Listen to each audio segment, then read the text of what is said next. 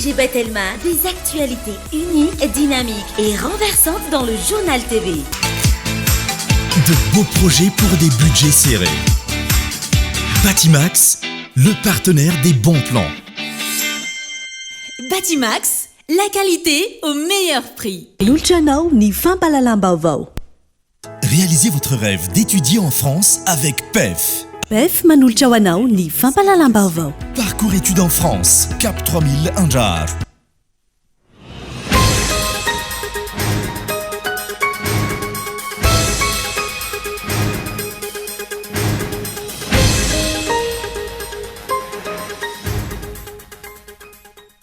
Nitony resaka momba ny zoam-pirenena frantsay ananan'ny filohan'ny Madagasikara amin'izao fotoana izao, tsy resaka pomba na mpanohitra amin'ny filohany Rajoelina intsony. Ny fiandrianam-pirenena no olana, ny zo sy adidin'olona mangataka ary mahazo zoam-pirenena frantsay indray no arahantsika anatin'ny matoan-dahatsoratra androany. Nankatoavin'ny filakevitry ny governemanta ny tety andro natolotry ny seni anatanterahana ny fividianana filohan'ny pirenena. Tapakarak' izany fa ny fahasivy ny volana novambra 2024 ny fividianana fihodinana voalohany raha toka ny 20 desambra ny fihodinana faharoa.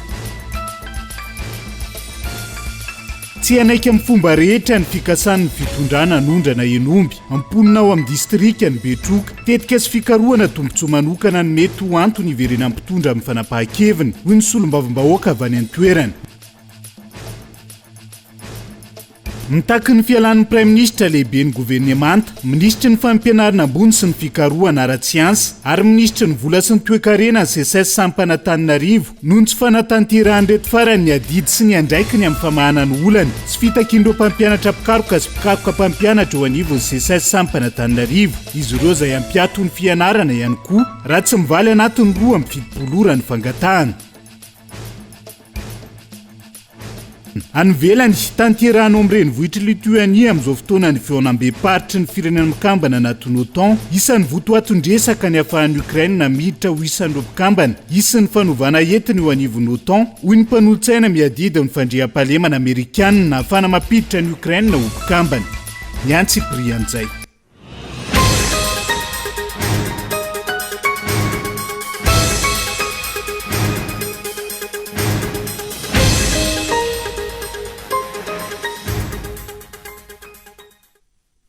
Finaritra tombokilasy tongovavy tonga soa indray atao anaty fotoana ny fampalalam-baovao amin'ity alaity atena ny araba ary manasanao ihany koa. Anaraka izany hatramin'ny farany isan-tarantsika izay tsy mitsahatra ny resaka momba ny zoam-pirenena frantsay izay ananan'ny filohan'ny pirenena ankehitriny. Tsy magaga izany satria mampihetsika ny ampony malagasy tsy resaka pomba na mpanohitra ny filoha Rajoelina intsony ny resaka amin'izao fotoana izao. Ny fiandrianam-pirenena no olana eto androany anjosy ny adidin'olona mangataka ary mahazo izay zoam-pirenena frantsay izay no voboasintsika anatiny matoan-dahatsoratra gaeton Andrietsilavo. Tsy omena fotsiny amin'izao ny zoam-pirenena ho an'ny olona mangataka izany, entitra mihitsy ny frantsay vao manome. Ny zo sy ny adidy, ny andraikitra dia voarakitra ao anatin'ny didy amanarana frantsay alohan'ny hanomezan'ny zoam-pirenena. Anaovan'ny fanadihadiana mihitsy ny olona mangataka zoam-pirenena vao omeny. Tsy hitanisa azy rehetra isika fa hitsongo vitsivitsy. Ny voalohany indrindra dia ny tombontsoa frantsay, didin'ny lalàna velona ireo olona omen'ny zoam-pirenena frantsay fa hiary ny tombontsoan'ny la Frantsa. Tsy hanelingelina na hisalovana ny tombontsoany, marina loatra ny azy. Safidimponao ny teo frantsay, eo koa ny adidy amanandraikitra takiny aminao, tahaka ny teratany frantsay rehetra. Fandoava-ketra samihafa, fiarovana ny Frantsa raha misy mitady anafika na hanohitohina ny Frantsa, ohatra ny Ils Epars, ici c'est la France, hoy ny filoha frantsay. Dia tsy azonao teratany na mahana zoam-pirenena frantsay ny mifanohitra amin'izany. Takian'ny lalàna frantsay koa ny tsy maintsy ankatoavin'izay omen'ny zoam-pirenena, ny soatoavina frantsay, ny kolotsaina frantsay, ny maha-repoblika sy demokratika ny Frantsa. Tsy maintsy demokraty izany ny olona mizaka ny zoam-pirenena frantsay fa tsy mpanao didi-jadona na tsy tandalana. Rehefa mankatoa an'ireo rehetra ireo sy ny maro hafa ny mpangataka dia manao soni, manao fianianana ary mihira ny La Marseillaise, hira-pirenena frantsay izay lasa hiram-pirenen'ilay mpangataka ka nahazo. Ity koa no tena goavana. Raha ny lalàna frantsay ny teratany sy ny nomen'ny zoam-pirenena, tsy hanana andraikitra any amin'ny tafiky ny firenena hafa. Sy koa tsy ananandraikitra ambony amin'ny raharaham-panjakan'ny firenena hafa. Tsy maintsy miala amin'izany andraikitra any amin'ny firenena hafa izany ilay nomena zoam-pirenena frantsay raha te hiresaka hatrany. Dikany, misafidy andriamato Andrajoel na izy hijanona ho frantsay dia mialatsy ho filohan'ny Madagasikara sady filoha faratampon'ny tafika malagasy na izy mijanona ho filohan'ny Madagasikara dia hoe soron'ny Frantsa amin'ny zom-pirenena frantsay. Misafidy Andrajoel fa tsy mamy ny atsy finy aroa misafidy izy fa tsy misy ny fandrina mafana sy ny valalamanatody fa endrena tena malagasy.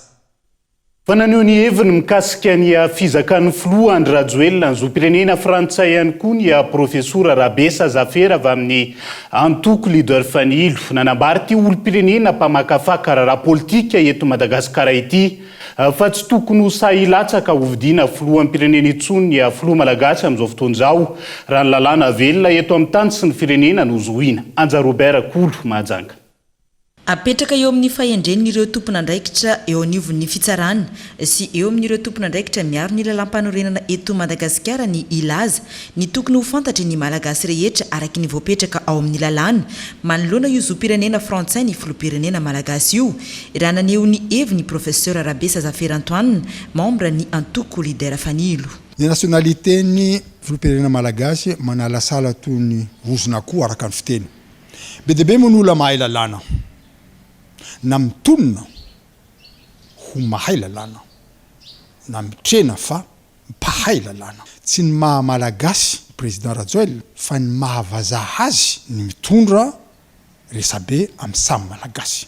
Apetrako ao amin'ny fahendrena ny tompon'andraikitra voalohany mikasika ny constitution ireo zay tompon'andraikitra miaro ny lalam-panorenana eto Madagasikara ro tompon'andraikitra isan-karazany ao amin'ny fitsarana eto Madagasikara amin'ny fahendrendreo tsy entiny intipo fa milaza ny tokony fantatra andrehetra araky ny voapetraka ao amin'ny lalàna momban'io. Hatramin'ny nazahoany ny filoham-pirenena Andrajoel ny zom-pirenena frantsay dia tsy tokony ampiasa ny zom-pirenena malagasy intsony ny filoha raha ny lalàna velona misy eto amintsika. Araka izany dia tsy tokony hosaha ilaza azy ho malagasy tanteraka intsony ny filoha Rajoel. Moa zany mazava iny fa ny mbola ahafahany milaza hoe malagasy tanteraka izy ka afaka mbola milatsaka amin'ny fifidianana manaraka. Za tsy mpahay lalàna, za mihaino ny mpahay lalàna ary za mametraka an'izay afatra zay ho amindreo mpahay lalàna sy mpandalina an'io aoka ny fanapahan-kevitra ho raisitsika dia fanapahan-kevitra mety ho an'ny rehetra, mety ho an'ny Madagasikara. Raha malala ny lahateny nataon'ny filohan'ny antenimera-pirenena tamin'ny faran'ny volana Jona teo ny amin'ny irisoan'ny antenimera amin'ny fikitihana ny tolo-dalàna mikasika ny zom-pirenena izay heverin'ireo mpamakafaka ara-politika ho fanadiovana ny filoham-pirenena sy irisoan'izy ireo amin'ny tsy fanaran-dalàna tanteraka. Manoloana izay faneho-kevitra samihafa izay andrasana ny fanazavana avy amin'ny filoha Andrajoel mikasika ny fizakan'ny zom-pirenena frantsay hatramin'izao ho ireo olona-pirenena nanaovana fanadihadiana androany io fizakan'ny filoha zom-pirenena frantsay io izay misy fiantraikany goavana amin'ny fitondrana ny firenena raha ny zava-misy iainana eto Madagasikara amin'izao fotoan'izao nojerena Gaetan Andriatsilavo. Mitohy hatrany ny faneho-kevitra mikasika ny fananany filoha Rajoel ny zom-pirenena frantsay nanomboka ny voan'ilay antota taratasy tamin'ny tambazotra-tserasera sy ireo ana-manjery samihafa ka hatramin'izao ho an'ireo tanora mpitondra fikambanana solon-tenan'ny mponina avy ao anosy Belleville fa madihana tanindrazana ary fitadiavana tombotsoa manokana no nataon'ny filoha izy ireo. Tokony fantany filoham-pirenena hoe iza izy alohan'izy rotsaka ary azovy izy alohan'ny hitondra firenena.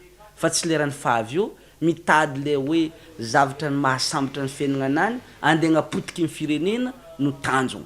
Raha ohatra ny fitondrasana ankehitriny hitako tsy mendrika izy no hitonga ny firenena. Raha amiko tamin'ny plasinany magnepetra ny fialagna ragno mbola milamina ny sainam-bahoaka. Rehefa vahoaka mitroatra fatara kosa izy araka fivolagna.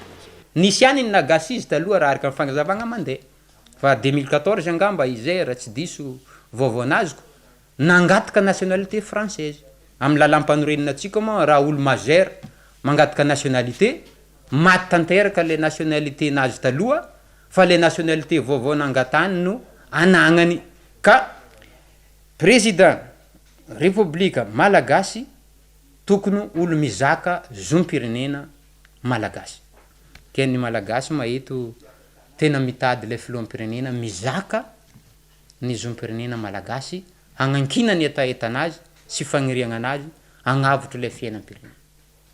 Nanamafy ihany koa ireo nanaovana fanadihadiana fa misy fiantraikany goavana amin'ny fitantanana ny firenena io fananany filoha zom-pirenena frantsay io. Tsy tokony hisy intsony ny ady hevitra manoloan'izany raha ny fanazavana ary ny filoha no angatana hitondra fanazavana araka ny hafanangatahana hatramin'izay. Fa ilainay hovaliany filohan'ny repoblika mazava ny fahamarinany lay taratasy mivoaka na ny tsy fahamarinana. Tiana ho fantatra hoe za tsy nangataka an'izany na miteny izy hoe za nangataka an'izany. Dia ho hitantsika eo nytoyiny après an'izay hoe tena nisy tokoa zany zavatra rehetrarehetra zany. Fa kosa ny fiantraiky ny zavatra fitantanana an'ilay firenena fotsiny hafahafa zany fitantanana firenena zany.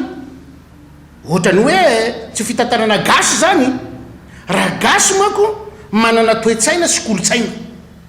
Hoe ny kolotsaina malagasy tokony ho haintsika hoe manahoana zany kolotsaina malagasy zany.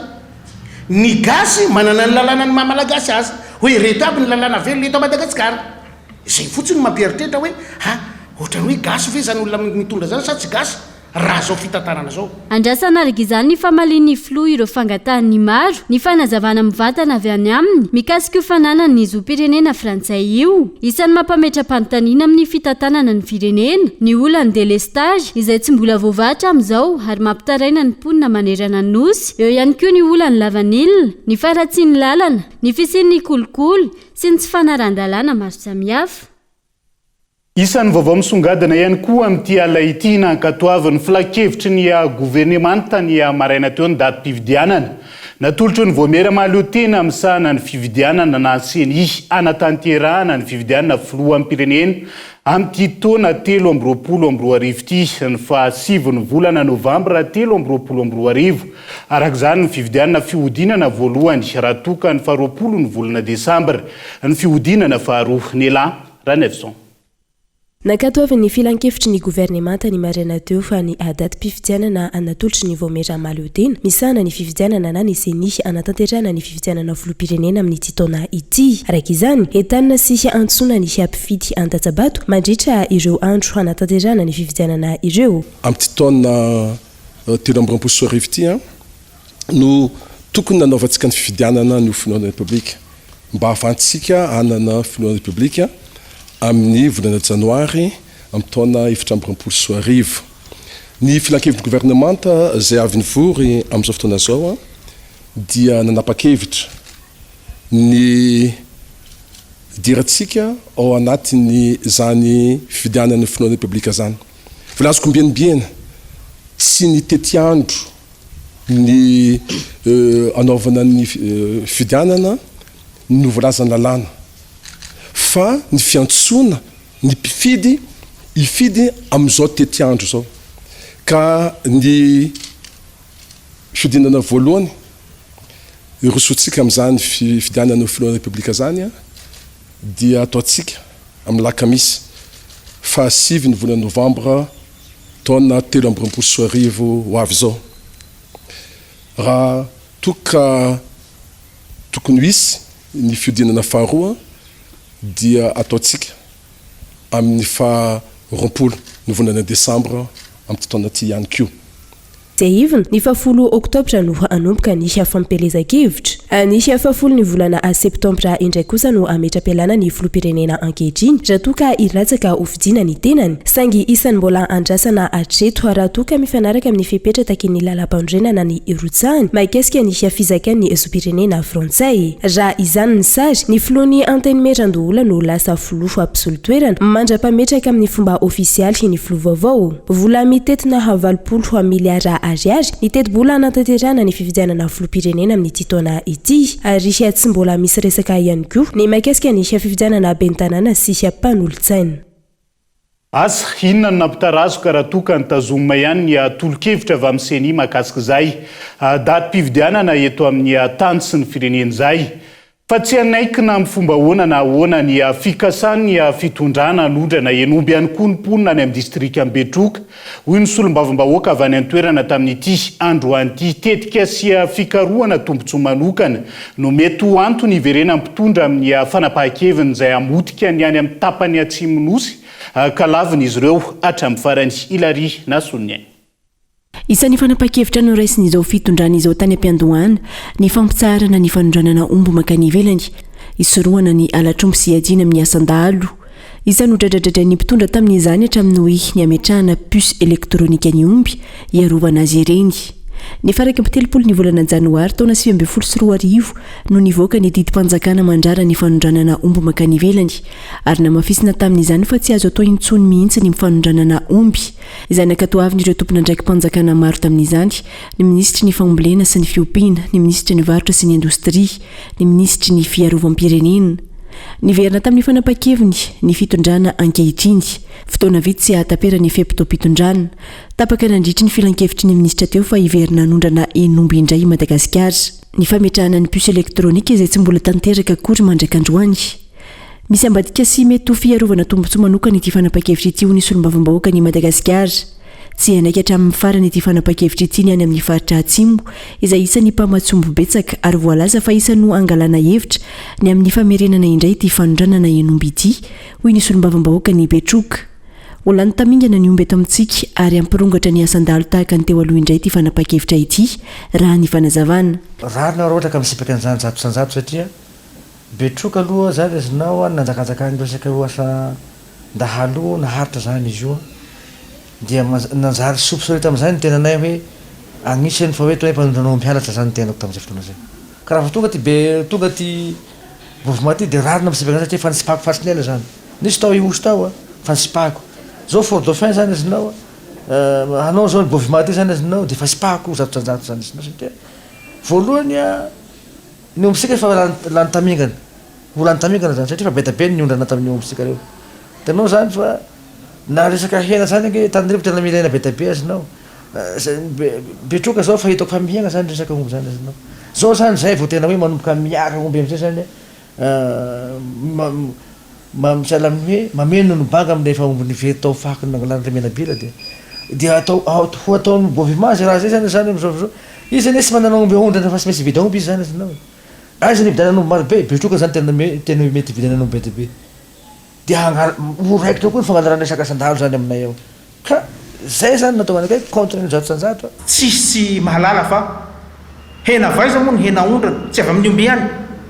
Ajanonao ny hoanana fanondranana omby velona nefa ny hena eritretinao haondrana dia hena vaiza. Mialatsiny amin'ny fiteny vahiny hoe déshabiller Paul pour habiller Saint-Pierre.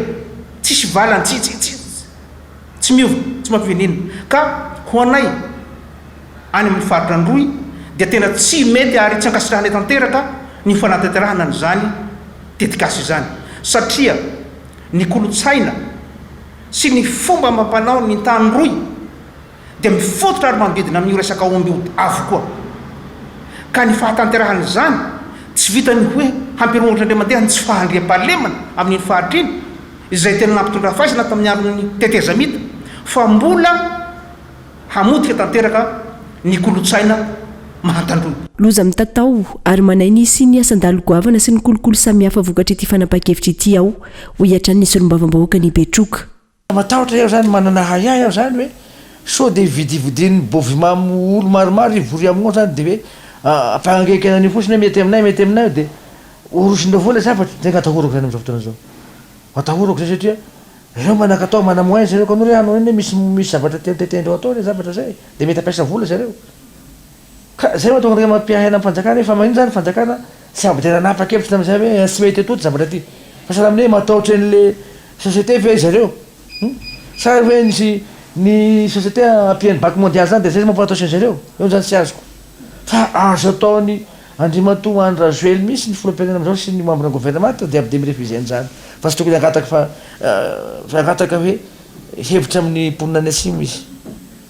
Sahala amin'ny hoe tagna miany zareo zany fa fisapananay zany le zavatra ka sahala amin'ny Betroka aloha zany dia zatonjato tsy makataony io tsy akataovinay zany satria efa nangataka ny hevitry n'olo koa zany zao de tenen'olo avy agny sika sy mila anio na kidikidy aza fa nefa problème raha ataoviny faritra anosy io zavatra hoe fort de fin sambosary de tsy misy ekena avao de manjary victime avao zany zahay ty kansoaviny ah zany amreo namana député sy reo vahoaka any amin'ny faritra simy mety agny amin'ny faritra simy faritra androy sy faritra anosy moko zany no misy any zavatra ty angalandreo fa hevitra so de manjary trasin'o pasaraisombava asika ho anjeky ndray asa andahalo izy fetraky ny avy atrany amin'ny fiainana andavanandro ny mponina any amin'ny faritra atsimo ny fanatanterahana ity fanapa-kevitra ity tsy isy fampandrosoana hovanona intsony ihany koa any amin'ny tapany atsimon'osy miantso ny tompona andraikitra sy ny vahoaka any amin'ny faritra atsimo itsipaka io fanondranana enomboka sain'ny fanjakana atao io araka izany ny solombavam-bahoaka ny betroka sy ny solotena ny mponina any ambovombe androy fa ny olona nandalo ambaratonga ambony no isan'ny mpanao kolokolo be indrindra raha ny nambarany teo anivony CSI na ny comité pour la sauvegarde de l'intégrité na ny komity mitandro ny fahitsiny eto Madagasikara antony ray mbola mampisatra ny fampandrosoana eto amintsika makasika izay ny CSI izay nanatanteraka famelabelarana raha nadefitra momba ny ady atao amin'ny kolokolo teny Akatso tamin'ity androan'ity tsy vao izao fa efa nisy atriny ny kolikoly izay isan'ny mahatonga ny fahantrany eto amintsika miamirongatra izany ankehitriny ary tsy misafidy toerana intsony saika ahitana kolikoly avokoa eny amin'ny sehatra maro samihafa tahaka ny eny amin'ny anjerimanontolo ary ireo olona manana faripahaizana avy eny amin'ny ambaratonga ambony no mpisehatra indrindra amin'ity fanaovana kolikoly ity raha ny fanazavana ireo comité pour la sauvegarde de l'intégrité na ny CSI androany nanamafy izany ny mpandinika fiarahamonina ny olona manana niveau universitaire ozy izy ny tena mpanao kolikoly indrindra raha ohatra zany izy ka olona tany ambany ny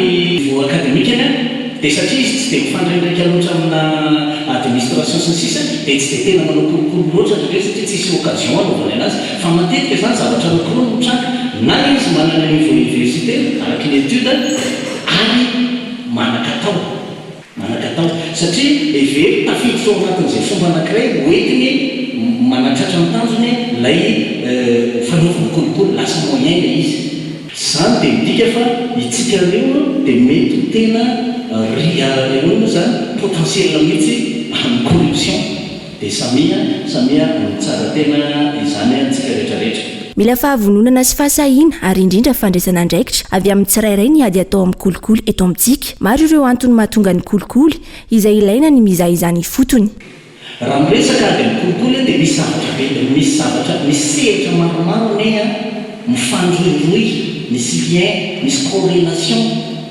mampatonga n'ilay corruption dia dikan'izany zany dia zao hoe tsy hoe amina sujet anankiray andaontsika hanao ady amin'ny kolikoly dia hoe tena ady amin'ny kolikoly dia tsy fantatra hoe ady amin'ny kolikoly amin'iny fa tena tokony manaraka ny sehatra izay anaovantsika ady amin'ny kolikoly anisany ohatra hoe miresaka université tsika manahoana ohatra zany manahoana ny qualité ny service izay omenantsika ety amin'ny université tsika afa-po ve tsika rehefa manao atontataratasy ve tsika ty ohatra dia mahafinaritra le izy fa moramora ihany manao azy sarotra araka izany ny ady atrehana amin'ny kolikoly raha ny eto amintsika no amarinina androany teny amin'ny université Antananarivo ny andro africaine ho an'ny ady amin'ny kolikoly na ny journée africaine de lutte contre la corruption fomba fijeriny CSI izay fa raha atao indray ampimaso manjaka ary mahavoakasika sehatra maro ny kolikoly eto Madagasikara amin'izao fotoana izao androany izao nandefa taratasy ho an'ny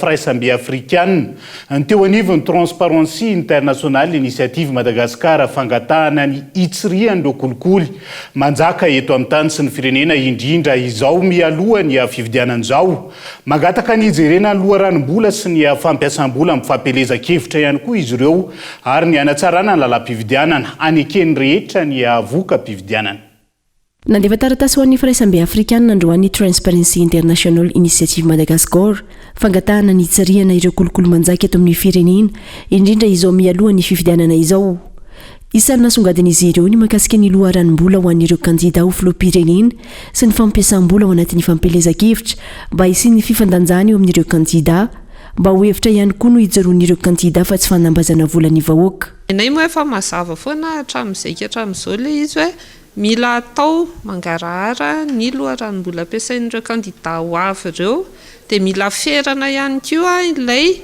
fampiasam-bola ao anatin'ny fampelezan-kevitra fa raha tsy izay tsy isy mihitsy tsy tovy tatana mihitsy a ny ataontsika hoe chance na fahafahan'ireo candidat ireo hifaninana amin'ny fomba demokratika fa tsy maintsy izay be vola ihany ireny no lany atsoatsy dia izay zavatra izay le hisintomana ny saina foana zany mbola tsy tara loatra izao iroso amin'ny fifidianana tsika fa fifidianana manao ahoana le izy fifidianana tena manara-penitra lasizay moa ilay fomba fiteny sa fifidianana petatoko fifidianana tena hoe ahafahan'ny olom-pirenena malagasy misafidy tokoa araka ny tokony ho izy ny ompitondra azy ao ariana ve sa resaka forsinina fotsiny le izy hita soratra tao anatin'izao fitondrana izao fa rehefa tapa-kevitra amin'ny ametrahana lalàna ireny mpitondra hita ny fomba rehetra natanterahana izany tsy mbola tara araka ny fiheveran'ny sasany azy noho izany ny fanatsarana ny lalam-pifidianana hoetrany Transparency International raha te hisoroka ny mety hokorontana sy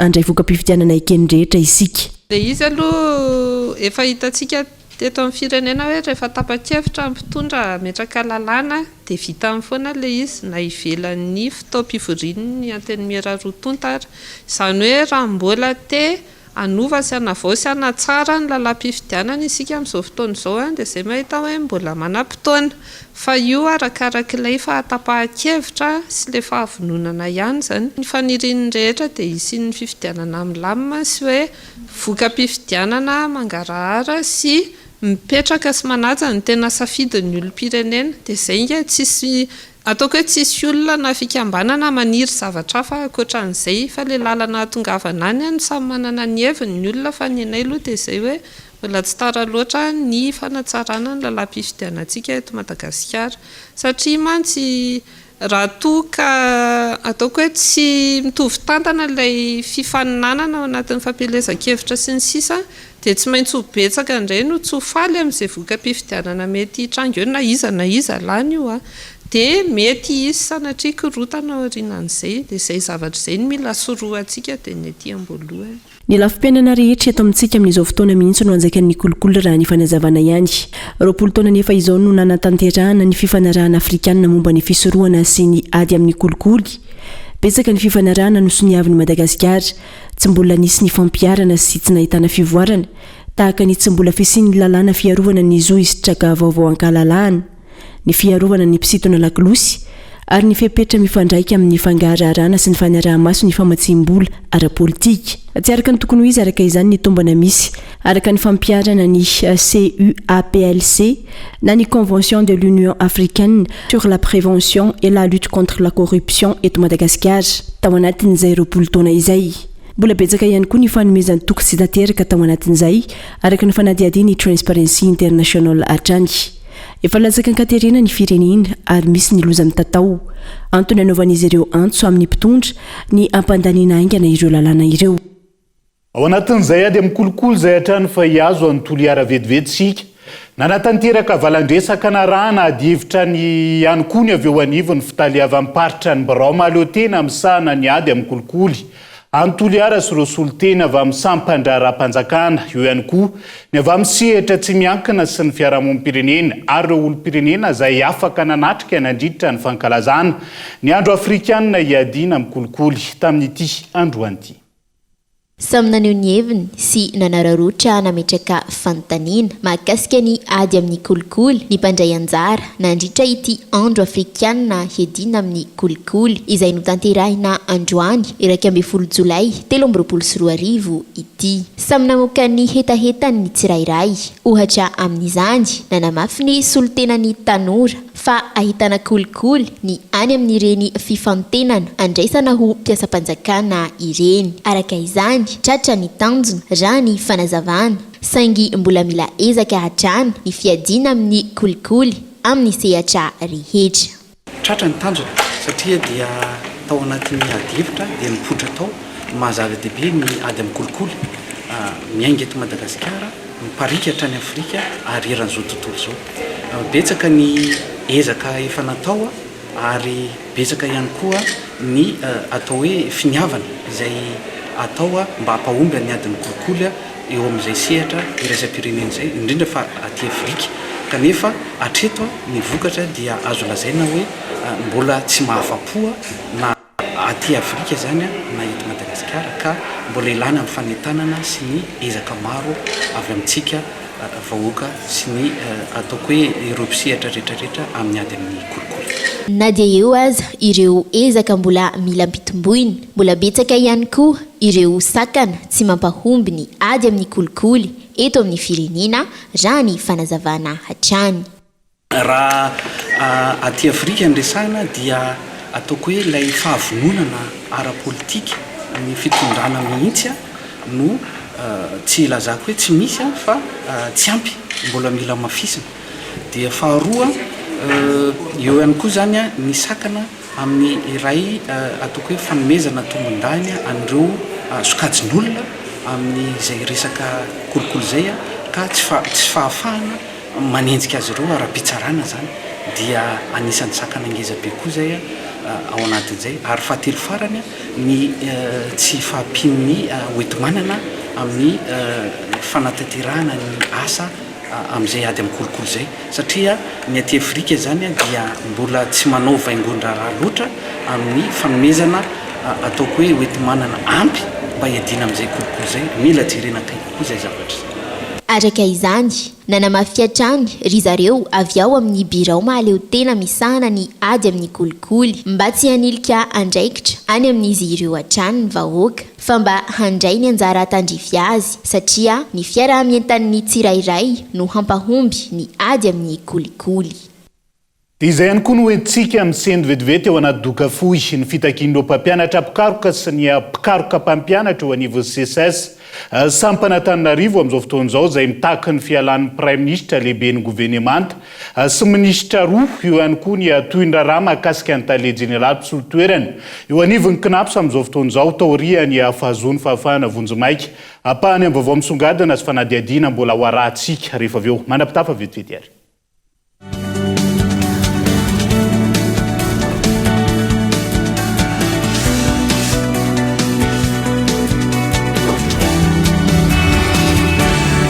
Tombola Somaro 10e édition Paris mazahoa fiara vaovao be moto VTT ary loka maro be tsotra ny fandesana anjara alefaso SMS amin'ny 038 88 811 11 ny hoe Somaro espace non complet anarana feno SMS ray 2000 ariary fandefasana SMS illimité ka mandesa anjara hatramin'ny 11 août 2023 ho avy zao misy fisaliagna isaka ny telo herinandro miaraka amin'ny Telma izaragna voyage tout frais payé à l'OCB mandeha festival Somaro karakory Paris.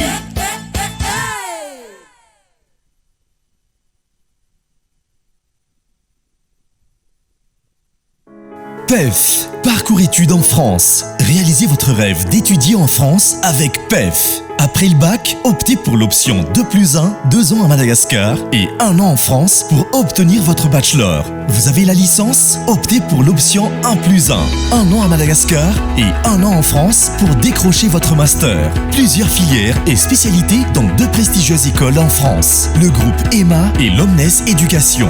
Parcours études en France. Cap 3000 Anjar. Contact 038 45 085 85 020 85 085 85. Financez vos études avec le crédit PAC étudiant de la PMI Madagascar.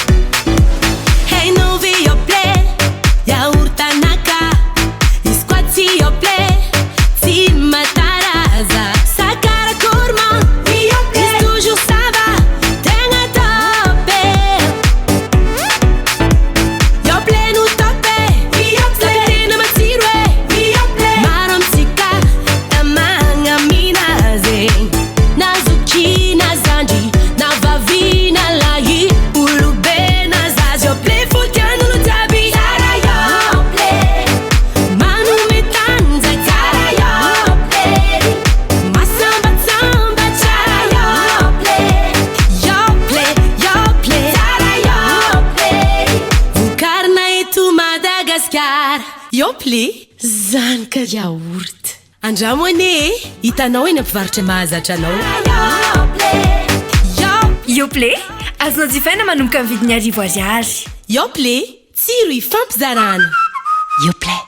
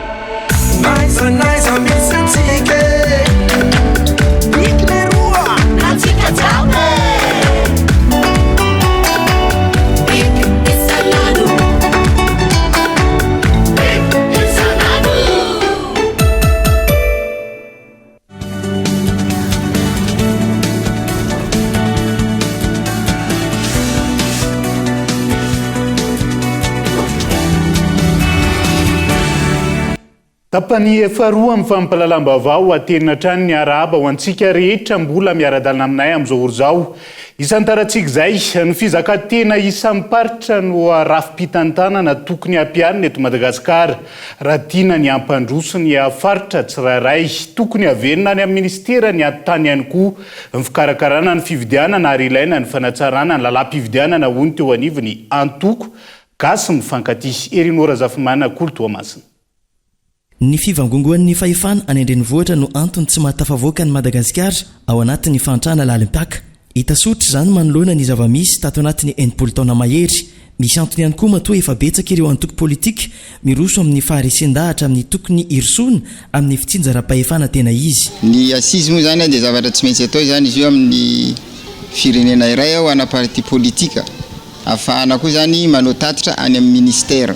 Ary anay antoko politika gasy mifankaty zany maro ny zavatra vita fa ny tena zavatra goavana dia ny nahavitany cadre ny gasy mi zany ny fanolorana ny soskevitra lalam-panorenana état régional. Efa namena ny fitonam-panjakana moa izy iny. Amin'izao fotoana zao ngamba hitanareo fa samby mivoy décentralisation daholo ny olona rehetra. Ny antoko politika gasy mifankaty efa tamin'ny 2017 no ny resaka an'io. Ary ankehitriny ny anay moa zany dia efa ny état régional. Ka isorana ireo parti politika rehetra izay mivoy ny décentralisation fa samby resy lahatra zany ankehitriny fa tsy mandroso ty firenena ity zany raha tsy samby afaka mampiasa ny volany ny faritra tsirairay. Ary gasmi araka efa nytenenay dia anao ezaka zay zany andray anjara amin'izay fifidianana rehetra eto Madagasikara. Fa ny fandaminana moa zany mbola eo amin'ny fandaminana zany zao amin'ny fiomanana. Io moa araka le nytenenay tsisy raha manjary amin'ity état unitaire fortement centralisé ity. Nenay zany dia ny fifidianana amin'ny lalam-panorenana zay natotranay état régional zay manomboka any amin'ny fokotany any amin'ny maire any amin'ny gouverneur solombavam-bahoaka dia reo rehefa avy ny tokony hifidiny président de la république.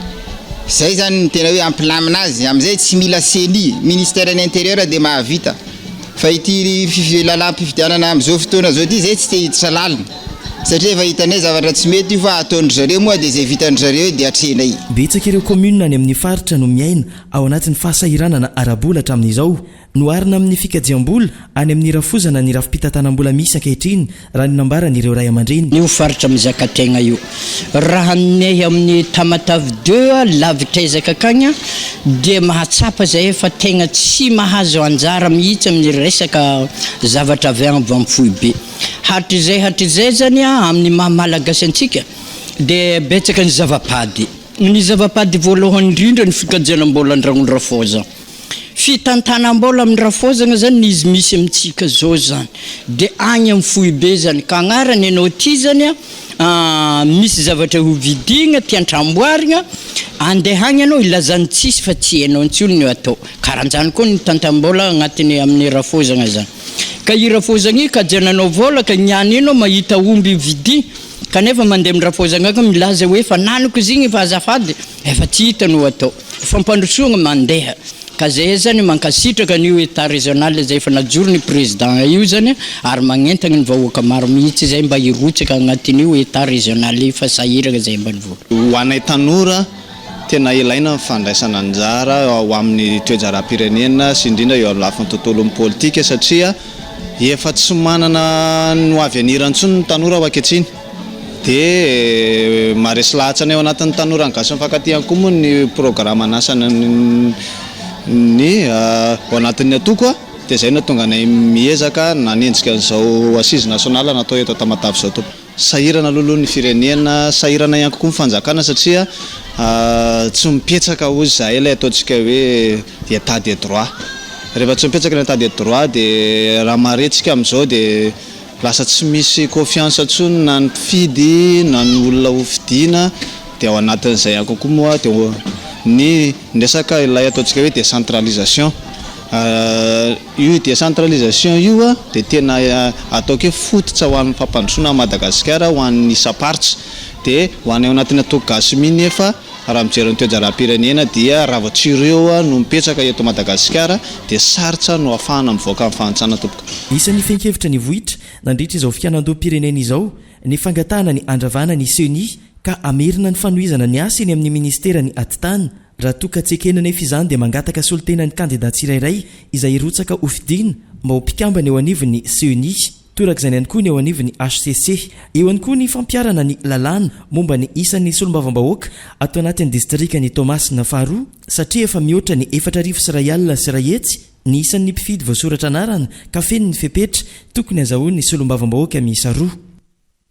Makasika ny volan'ireo orinasa mpanao lalana izay tsy mbola voalohatra amin'izao tokony alohany volana izy ireo vao irosona ny fanamboarana sy ny fanatsarana ny lalana amin'izao fotoana izao ireo orinasa mbola mitako ny volany hatramin'izao famonona ny orinasa malagasy ny tranga tahaka izao raha ny fanazavana ary ahina ny siny tranga kolikoly sy ny kiantrano antrano ao anatin'izay Gaeton Andretsilavo.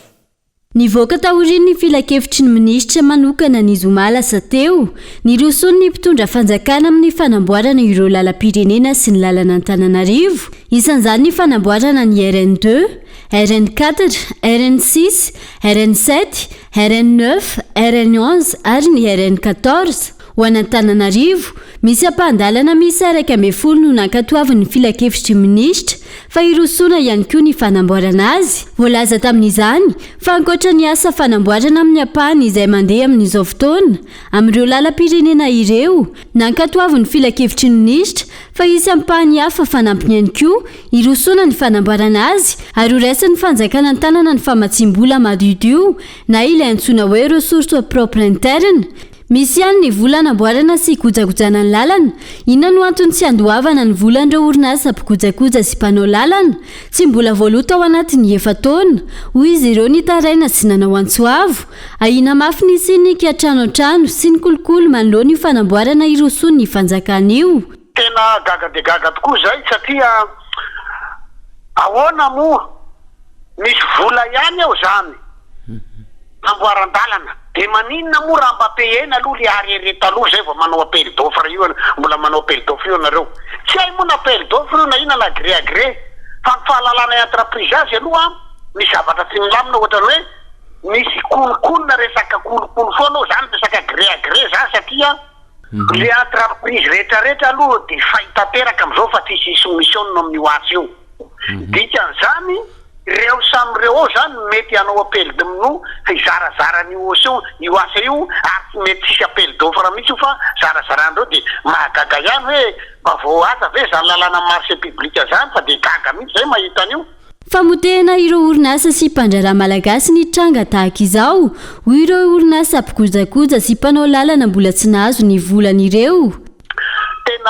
Tena misy ny entreprise malagasy amin'izao tena potika io atamin'ny ny fournisseur potika tanteraka satria io hitantsika mibaribary io masana le mahazo ny entreprise zany hatramin'izao zao ny sasany zao fa mandeha raha-pisarana zao amin'ny section provision tsy voalohany volan'ny fournisseur sasany moa fa tapaka lalan-draha fa malemy mpandrina ny sasany efa maty sasany very fananana satria ny banky tsy anaiky mihitsy fa sy maintsy ataony lavady maromereo manko ny entreprise tsy de misy hoe manam-bolana espèce hoe démarrena santé nefa tamin'le asa teo alohan'ny ny asa ataony teo de vita ny asa vao mandray vola tena midemerta zany ianao manao zay avitana ny asa aloha de atao ankabo ny trano ny tomobila sisisy tao anatin'ny 4 taona tsy pehenao banky kosa ty anaiky an'izany.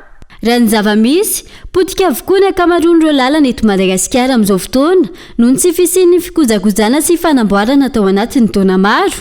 Raha tsy hivina hatrany ny 50% ireo orinasa mpanamboatra lalana sy mpikojakoja lalana no mbola tsy nahazo ny volany. Isana mpitaraina ireo orinasa nitako ny volany raha tsy hivina ny tsy fisian'ny mangarahara tamin'ny fandoavana ny vola ka izay orinasa vitsanisa raha mitamin'ireo orinasa tsy nahazo ny volany no notsingainy ny mpitondra fanjakana ka nomena vola. Androany faraiky amby folo ny volana Jolay ny andro maneran-tany ho an'ny mponina. Raha nihezinezina ny fankalazany zay ho an'ny faritra Nalamangy izay natao tetsy amin'ny distrika Anambohidratrimo. Tsy tokony seho indray andro fizarana vonjy-tavan'andro no entina manampy ny mponina amin'izao fotoana izao. Ireo be ny tanàna tonga teny an-toerana tamin'ity androany ity fa olana maharitra. Mifanaraka amin'ny marariny vahoaka ankehitriny no andrasana raha ny fanazavana. Raha tsy iny sy tazana mahakasika ireo olana ara-tsosialy saika manerana nosy tao anatin'ny volana maro ny ministera ny mponina sy ny fiahiana ara-tsosialy. Androany nizinezina mifankalazana ny andro maneran-tany ho an'ny mponina izay natao tetsy Ambohidratrimo ho an'ny faritra Analamanga.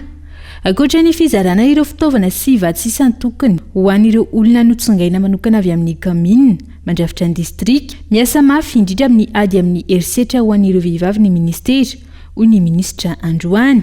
Ho antsika eto Madagasikara, vehivavy no mandrafitra ny 150 ny mponina, noho izany dia ilaina ny amelana azy ireo aneo izay mety etaeta sy vinany. Indrindra ny amelana azy ireo andray andraikitra amin'ny fampandrosoana hoentina anatsarana ny fiarahamonina sy ny fampandrosoana ny firenena. Asa tanterahanay ny fanamafisana ireo lalana sy paikady enti mandresy ny herisetra, ny fanampiana ireo fikambanam-behivavy amin'ny sehatra ara-toekarena, ny fanampiana ireo vehivavy sy ny ankizivavy manana fahasembanana ary ny fametrahana ny vehivavy sy ny ankizivavy ho isan'ireo lara-pahamehana ao amin'ny sehatra fehina ara-tsosialy. Namaraza ny ben'ny tanàna tonga nanotrina ny andro maneran-tany ho fanomezam-boninahitra ny mponina izay tompon'ny fahefana ary masy mandidy amin'ny firenena. Miariary toy ny vaian-kandrina ny olana mianjady amin'ny mponina amin'ny sehatra rehetra ankehitriny, hoy ireo ben'ny tanàna. Vaolana maritra araka izany no takiana fa tsy seho indray mandeha toy izao.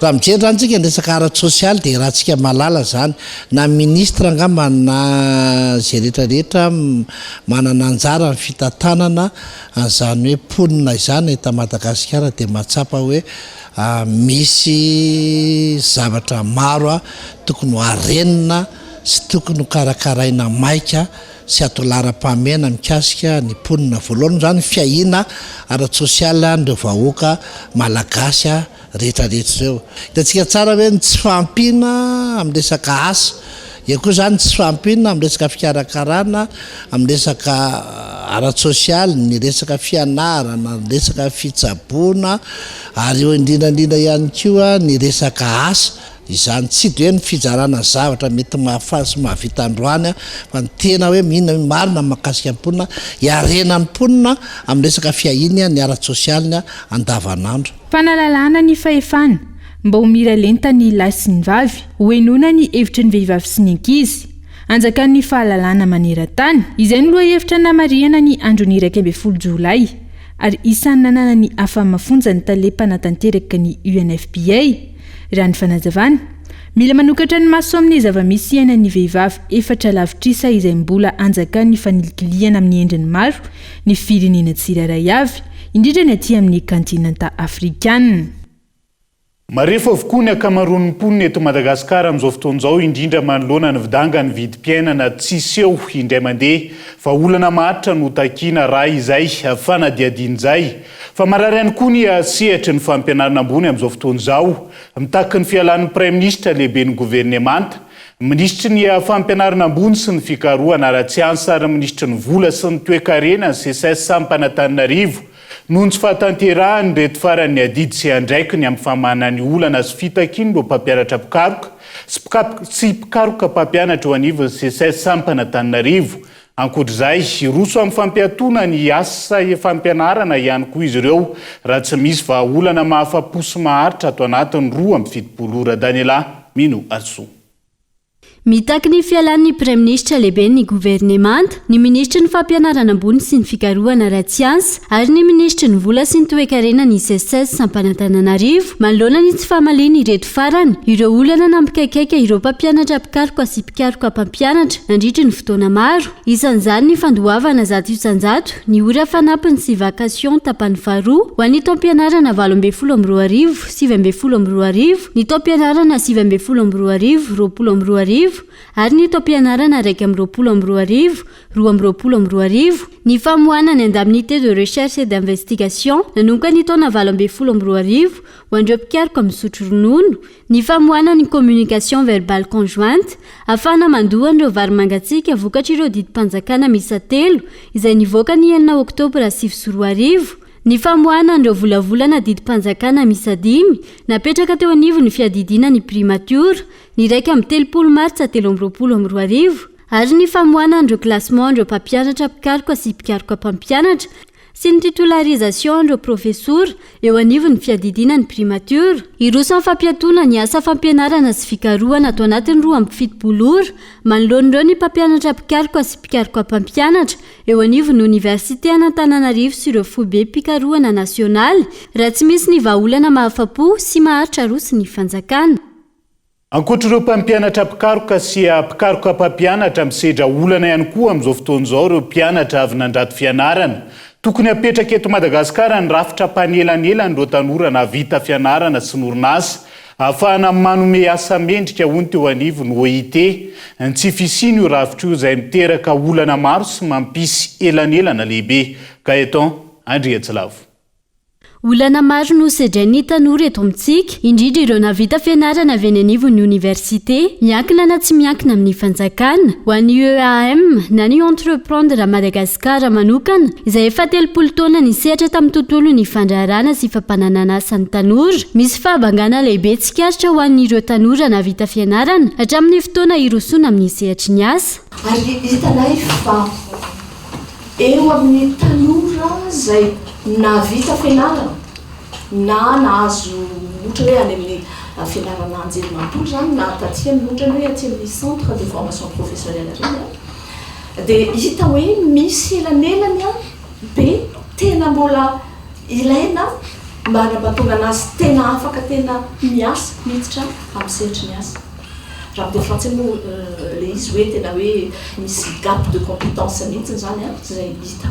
Ho an'ny OIT na ny Organisation Internationale du Travail, ankoatra ny fahabangana tsikaritra sy ny tsy fananan'ireo tanora malagasy maro asa mendrika, ilaina ary zava-dehibe ny fametrahana rafitra mpanelanelana eo amin'ny tanora sy ny orinasa. Io rafitra io izay tsy mbola misy eto Madagasikara hatramin'izao fotoana. Ce qu'il faut pour Madagascar pour mieux ny ilaina eto Madagasikara ahafahana mampiatra ireo paikady napetraka dia ny fametrahana rafitra iray manelanelana ka indrindra araka ny tokony ho izy ny tolotra sy ny tinady. Io rafitra io izay mbola tsy misy eto Madagasikara fotoan'izao anehoana ireo olana ahafahan'ireo tanora manaraka lalana mazava miainga avy any amin'ny sekoly mihazo ny toeram-piasany. Araka izany tokony apetraka io rafitra io. Que cette agence d'intermédiation puisse voir le jour. Fanampin'ireo, ilaina ary zava-dehibe ny fampitirana stage sy ny apprentissage ao anatin'ny lalàna mifeny asa izay eo andalam-panavaozana amin'izao fotoana, hoy ny avy eo anivon'ny ministera. Eo ihany koa ny fampahafantarana sy fametrahana ilay antsoina hoe formation en alternance, izany hoe sady mianatra no miasa. Resaka apprentissage dia tena fahaiza-manao ho an'ny tanora mihitsy satria anjaran'ilay orinasa mihitsy zany no miantoka ny fianarana tanora anankiray hianatra asa anankiray spécialité ao anatin'le orinasa dia le orinasa io no miantoka ny fianaran'io olona anankiray io mampahay an'io tanora io manao zay azahoany traikefa iso spécialisé na any ivelany zany na eto toerana amin'ilay karazana asa ataon'ilay orinasa ary rehefa avy eo dia tsy maintsy raisan'le orinasa io tanora izay nampiofany io amin'ny alalan'izay contrat d'apprentissage zany. Zany mbola karazana contrat de travail tsy fantatry ny tanora na itsika eto angamba mety zao vao mety misy malala hoe misy an'izany ao anatin'ny code du travail. Dia zany rehetrarehetra zany zany nodiniana satria raha tsy ahivontsika koa nisy natao hoe forum des jeunes. Ho tanterana ny 14 sy ny 15 jolay ho avy izao ny andro iraisam-pirenena ho an'ny fahaiza-manao ny tanora. Hetsika izay iarana amin'ny ministera tompon'andraikitra, ny OIT, orinasa isan-karazany ary ireo mpiara-miasa sy mpiara-miombinantoka misehatra eo amin'ny fanomezana asa mendrika ho an'ny tanora. Ny sehatry ny fanomezana asa ny tanora izay mbola misedra olana maro raha ny eto Madagasikara manokana no resainy. Ezana ho vahana mandritra ireo andro ireo ny ampahany amin'ireo olana sedraina raha ny fanazavana ary ezana mpiarina fa tsy hajanona ho resaka ambony latabatra fotsiny ihany. Vaovao tontolo iainana ilaina ny fampahafantarana ny olom-pirenena tsirairay avy ny sandan'ireo zava-manan'aina eto Madagasikara ahafahana miaro azy ireo. Omena vahana ihany koa ny fampahafantarana ny fiatraikany fahasimban'ny tontolo iainana hahatonga saina ny tsirairay. Misy arak'izany ny fampiratiana ny voka-pikarohan'ireo karazana zava-manan'aina tsy fahita raha tsy eto Madagasikara. Eny amin'ny FM Analakely ny arahana mitetika asa varona fity nokolona. tandindromindoza ankehitriny ireo karazana zava-mananaina tsy fahita raha tsy eto Madagasikara. Anton'izany tsy fahafantarany olom-pirenena azy ireo sy ny sandan'izany izay zava-dehibe ho an'ny tontolo iainana sy ny toe-karena. Ilaina araka izany fanamafisana ny serasera ireo zava-mananaina ireo ho tombontsoa ny firenena. Dia mametraka an'ireny atao hoe ny lanjana ny sandany ny izay karazan-zava-mananaina izay ka ilaina indrindra ny amin'ny fandraisana fanapahan-kevitra ary ilaina ihany koa izay amin'ny atao hoe fampahafantarana ny tsirairay zany ny olony ny sambatan'olona eo ihany koa ohatra ny mety hoe ny ireo orinasa ny mahazava-dehibe ny atao hoe ny sanda zany raha tsy resaka fotsiny ohatra hoe raha simba ohatra ny tontolo iainana na simba ny faritra voaro inona ny fiantraikan'izany ohatra amin'ny resaka zany na kokan'ny nofotany ohatra zany ny érosion dia inona ny fiantraikan'izay any amin'ny resaka fambolena ny fahafahana manana velaran-tany azo ambolena dia reny zany anisan'ny fikarohana ohatra zany afaka atao hoe avohitra zay le nilazaina teo zany no hoe science de la durabilité na indrendreny koa hoe dialogue science et société. Anatin'izany misy ny fikarohana izay nataony manam-pahaizana avy amin'ny université an'Antananarivo eo anivon'ny EGS sy ny IRD na ny Institut de recherche pour le développement ampahafantarana ireo karazana zava-mananaina tsy fahita raha tsy eto Madagasikara. Santy zany dia anatin'ny tetikasa varona science de la durabilité dia anatin'ny varona science de la durabilité ny tanjona dia mampiroborobo ny serasera eo amin'ny science sy ny société amin'ny fampitanany ny olana amin'ny tontolo iainana sy ny vahaolana amin'ny tontolo iainana dia ny sanasa ataonay ao anatin'ny tetikasa varona science de la durabilité zany dia manao anti exposition ty zahay fa tena manao atrikasa maro isan-karazany zay miaraka amin'ny mpanao gazety na mpiara-misala rehetrarehetra zany ampiroboroboana an'le fifampiresahana sy fitadiavana vahaolana ao anatin'ny figajiana tontolo iainana. Ny ezaka ataonay zany dia mampafantatra sy mampita ny fahalalana mba ahafahan'ny olona miaro bebe kokoa ny tontolo iainana satria raha tsy ampy fahalalana omenan'ny olona zany dia tsy tsapany hoe zava-dehibe ilay tontolo iainana. Manomboka amin'ny faha 12 hatramin'ny faha 17 jolay ho avy izao ny fampiratiana sy fampahafantarana ny sandan'ireo zava-mananaina eto Madagasikara. Tanjona amin'ny hetsika ny fanomezana fahalalana ireo malagasy maro ka hiteto faritra miisa 10 manerana ny nosy ireo voka-pikarohana ireo mandritra ny roa taona. Pikaroka malagasy sy vahiny no niara-ny salata amin'ny Musée national d'histoire naturelle izay famatsimbola avy amin'ny AFT tafiditra anatin'ny tetikasa varona. Tompona andraikitra voalohany amin'ny fanimbana ny tontolo iainana misy azy ny zanak'olombelona raha ny faneho-kevitra idama na irasolofo ndrahosolo zafimaleo izay nitondra fanazavana sy fanentanana mikasika ny fiarovan'izany tetsy Analakely tamin'ity androan'ity. Tsy tokony hijanona amin'ny resaka sy ny fiarovana ny tontolo iainana ihany ny olombelona manoloana ny fahasimbana misy amin'izao fotoana. Tokony hametra-panontaniana ny tsirairay amin'izay anjara andraikitra entiny hiarovana sy hanarenana ireo efa simba raha ny faneho-kevitry ny mpandinika fiarahamonina. Fa ny olombelona indrindra no fatra mpanimba ary ny zavatra mipetraka dia izao le fanontaniana manjary tsy mipetraka amiko irery fa mipetraka aminao koa zay anisany hoe inona no mety ho vitanao amin'ny famerenana amin'loniny ny tontolo zay niainanao zany satria zao sarotra lizy satria betsaka amintsika ireo zao no miainao zao resaka toko zao dia hoe tena tokony harovana ny tontolo iainana tokony zao nefa voto ao an-tranontsika ao misy charbon ao an-davaranganao na ao an-talatsara ao na ao an-dakozia ao dia ny fanontaniana mipetraka amintsika nefa tsy hoe alataiza indray no nipiteny fa ny fanontaniana mipetraka dia hoe lafo be ny charbon. Ankilan'izay maro ireo zavatra miankina amin'ireo arena voajanahary eto amintsika mbola vitsy anefa ireo vondron'olona eny fotony mahatsapa izany nateo azy ireo fanentanana natao mikasika ny fiarovana sy ny fikojakojana azy ireny olovan'ny taranaka mampara. Voalohany indrindra aloha zany ny antony manokana dia mifamatotra amin'ny fiainan'ireo resaka ara-kolotsaina zany. Dia eo ihany koa ny ataontsika hoe fatany tsara ny lanjan'izay eo amin'ny sehatrasany na sehampivelomany, satria tsapany hoe izay zavatra zay no isan'ny ekinany izay atao hoe toekarena, satria ohatra fotsiny resaka hoe tahirin-drano sy ny resaka rotsakorana sy ny sisa zay zany fatan'ny poniny ny fotony tsara mazava zany zay hoe miakina amin'ireo zavatra ireo ny fivelomany.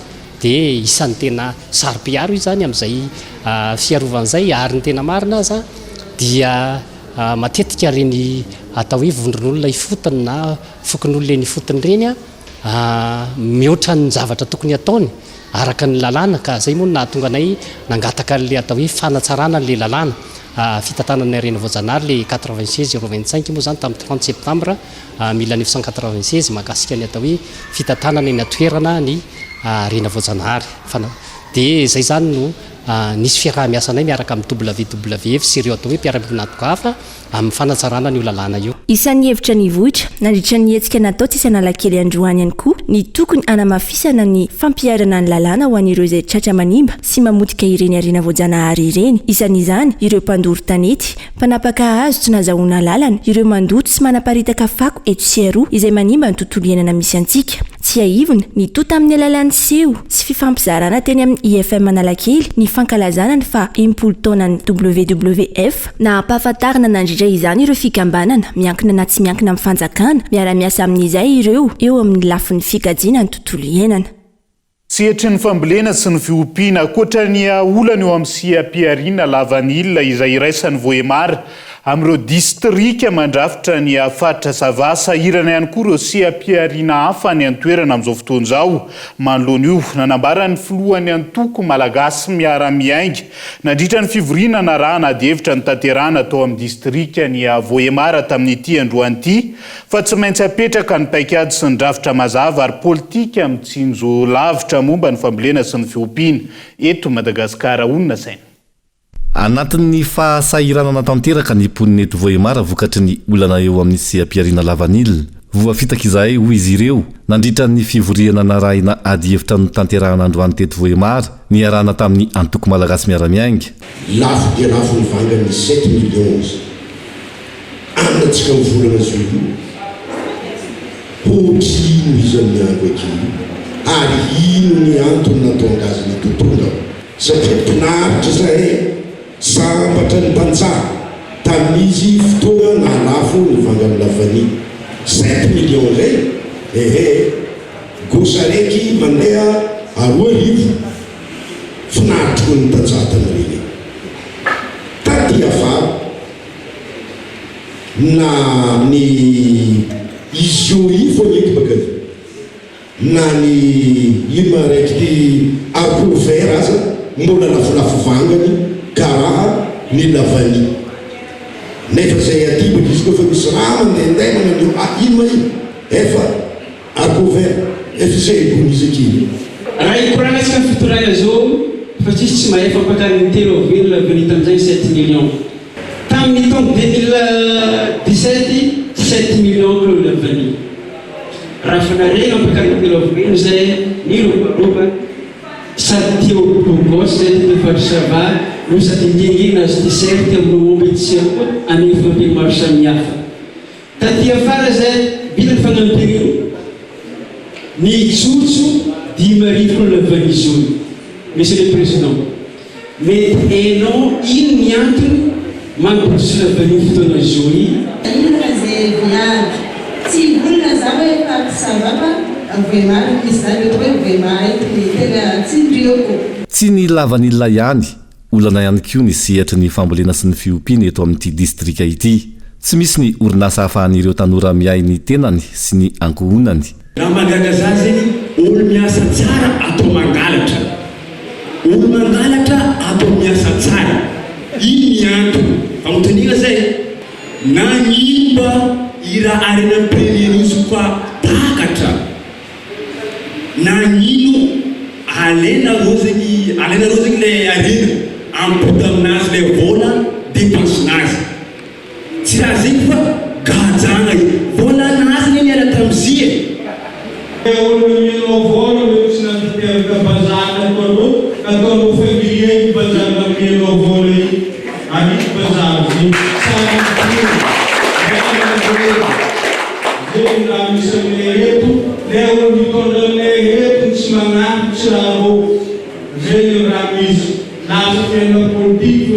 eto nagnano eto misy leny lodebeny ary lekôle eto samy nambany lefa zay mba isan'ny vidy i président tegna nanano zay tanàna Voemara eto na lekôle manara-penitra eto sisy raha vitanay famille Voemara eto misy raha lavanika fa tsy rabe mba misy raha tokony ambariny mare voalohany zegny resaka volamena amin'ny district Voemara eto misy arenaky botany zegny resaka vato sy pegna misy eto zay niala tsy nalafilavanina andeha volamena andeha vato fanazon'olo jiaby nazona vazaha tany vady rano problème naomby rango avetsarparia jusqu'à agnafaty manambady satria Voemara tiboka amizara hoe misy tany misy lavani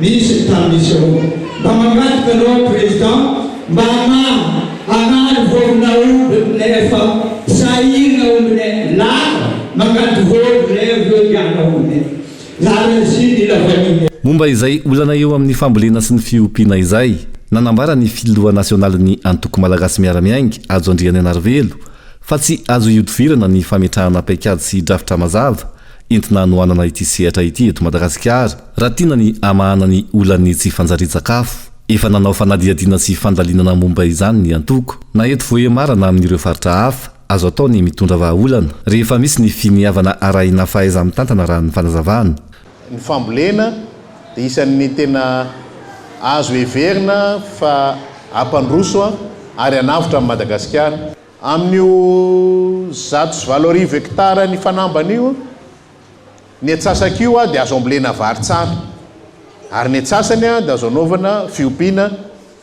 fantatritsika tsara zany dia zavatra ohatry zany any tokony apetraka eo amin'ny resaka fambolena sy ny fiompiana raha atao amin'ny teny frantsay dia hoe programme intégré mihitsy any tokony ezahana satria rano misy eo toerana misy eo ny traikefa sy mana fahaizana zany any tokony nreto zanakitsika nianatra reto dia mametraka paikady amin'izany ary reo sehatra io efa misy programme maty-paika azo heverina raha amin'io lemaka amin'io faritry fanambana io azo ny olana raha tsapaina tao dia afaka anaovana jiro any tena efa misy tetikasa maty-paika efa vonona mikasika an'io ary zavatra ohatr'ireny any tiana hoe zahany apetraka eran'ny Madagasikara ahafahana mamorona asa sy indrindraindrindra afaka ampiasaina analana fahasairana na ara-tsakafo eto Madagasikara ary tokony lara-pahamehana dia mbola averiko ihany hoe tsy maintsy manana ataoko amin'ny teny frantsay loi d'orientation sur l'agriculture tsika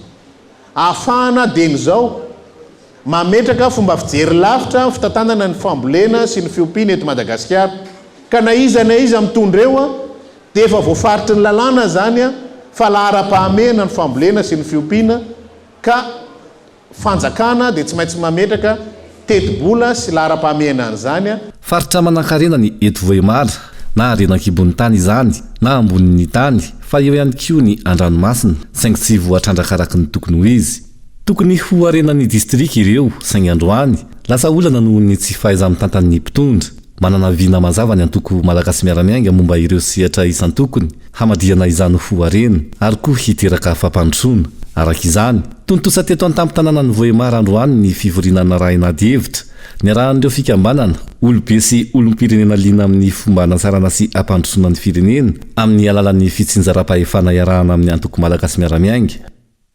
manoloana ny raharaha izay mahavoasaringotra ny tale général mpisolo-toerany eo anivon'ny knapsa ihany koa nanao fanambarana tamin'ity androanyity ireo zanaky ny Grand Sud-Est maro ny antsoja izay mianjady amin'ity tale ity izay tsy ekena raha ny fanazavan'izy ireo tsy mbola foana ihany koa izy ireo ny IST izay navoaka mialony ny samborana azy amin'izao fotoana giazana ihany koa ny volan'ity farany any amin'ny banky sy maro hafa androany moa nanao fanambarana mahakasika izay ireo zanaky ny Grand Sud-Est fanampanazavana noho izany dia manao izao fanambarana izao izahay takianay ny fanajanona tsy misy fepetra ny fanenjehana Andramatoa Joselina Saboto takianay ny fampiatoana tsy misy fepetra ny atsonjay atao aminy takianay ny famerena azy tsy misy fepetra amin'ny toerany eto izahay dia miantso ny firaisakinan'ireo malagasy mandala ny fahamarinana ary mampitandrina ireo mpiray tsy kombakomba izay fantatray fa ao an-damosiny izao raharaha izao raharaha maloto izao sy ireo mpanatanteraka baiko tsy ara-dalàna. Tonga maresaka iraisan'ny pireneny sika tanterahana ao amin'ireny vohitra Lituania amin'izao fotoana amin'ny fihaonam-ben'ireo firenena mikambana anatin'ny OTAN isan'ny votoatin-dresaka ny ahafahan'ny Ukraine miditra ho isan'ireo firenena mikambana ao anatin'izany isan'ny fanovana entiny eo anivon'ny OTAN hoy ny mpanolo-tsaina miadidy ny fandriam-palema na Amerikanina ahafahana mampiditra ny Ukraine ho mpikambana ao anatin'izay. Mivondrona any Vilnius ankehitriny ireo filoham-pirenena maro mikambana ao amin'ny OTAN mampiseho ny firaisan-kina izy ireo ahafahana maneho ny tanjaka eo anatrehan'ny fanjakana Rosiana. Isan'ireo votoatin-dresaka ny ahafahan'ny Ukraine miditra anatin'ny vondrona OTAN io. Mangataka fifanarahana mazava manoloana izany ny filoham-pirenena Ukrainiana izay voasa manokana anatin'ny fihaonana. Isan'ny angadana ny mpikambana avy hatrany vantany vao tapitra ny ady amin'ny Rusia. Ity fidiran'ny Ukraine anatin'ny OTAN ity izay andraindray ireo teratany Ukrainiana maro. Mizara ny hevitra treto ho an'ireo filoham-pirenena anatin'ny OTAN. Nilaza ny États-Unis sy Allemagne fa tokony ho voafetra ihany ny fe-potoana mampikambana ny Ukraine ao amin'ny OTAN isorohana ny disadisa amin'ny Rusia. Nilaza kosa ireo firenena avy any antsinanana fa manana ny toerana eo anivon'ny OTAN i Ukraine ka tokony jerena akaiky. Manoloana ireo fizarazarana ireo, nambarany sekretera jeneraly eo anivon'ny OTAN fa tokony miantoka ny fandriam-pahalemana ao amin'ny faritan'ny Ukraine ny OTAN. Nisy araka izany ny fifanarahana amin'izao fotoana ahafahana manampy halatafika ity firenena ity. Entina manakatona ny fampahalalam-baovao amin'ity ala ity ankasitrahany ianao nanaraka ny fampahalalam-baovao tao anatin'izay ora ray sy 20 minitra zay mandrapitafa ho amin'ny raha mpitsondray ary tompo lasy tombo vaveloma tompoko.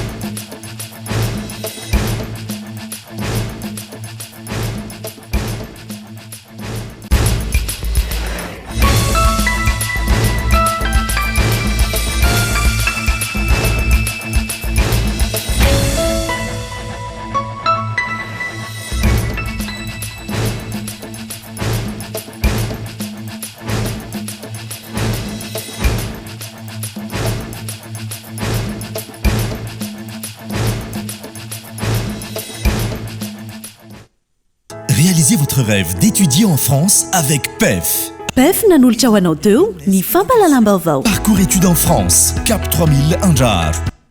De beaux projets pour des budgets serrés. Batimax, le partenaire des bons plans. Batimax, la qualité au meilleur prix. Vous a présenté Ni Vavo.